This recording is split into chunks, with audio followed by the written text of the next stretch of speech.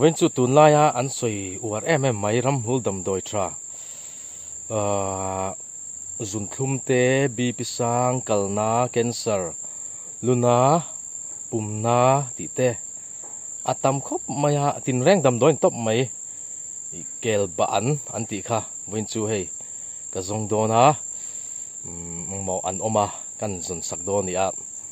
that lo te po ha a lo ti to te pon alo e to te khanan soya when chu kan zong ve chin do na a that lo chu na kin ate po kan la soi lang tura ngai la hei kan khoram dai nai vela in bul mai ate po hin na om nual thine an tia chu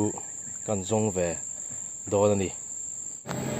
lai vela hian in lian vak lo chu hei an lo oma hei heng ho hin ni hi alen chun lian vak lo lai te po in oma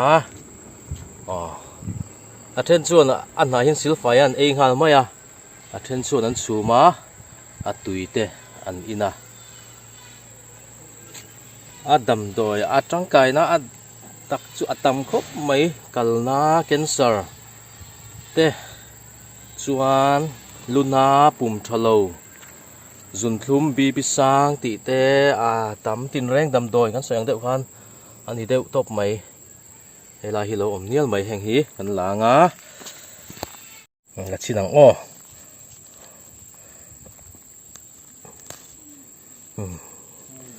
an fak khop mai a tun la hian a lara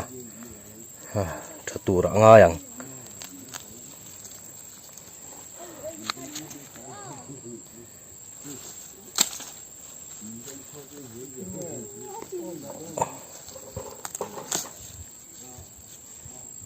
heng lai mi te po hi na ni veka ai heng ho hi abula mi hi chu lambak ania heng ho hi ani hi om nu mai hei apar tur nia abula mi hi lambak te chuan ei lo nuar an ti kha hei ana an khoila an mu hal heng lai vel kan rama hian tam khop mai heng lai po hi hei om nual mai an la lian tuk lo nangin tam chu tam khop mai in bul mai ania hei an khot in bul khodai loka om treu ni lai hei kong pui bul mai a po hian lo tam khop mai hei amun an ngot ani chho vek kong pui nia lai hi amun heng ho hin ni vek alo tha ni phei chuan in hei tam nu tok ringot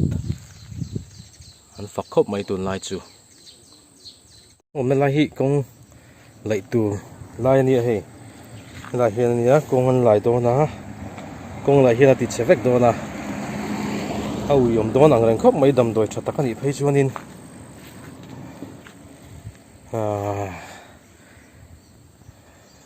adu tak tan phei chuan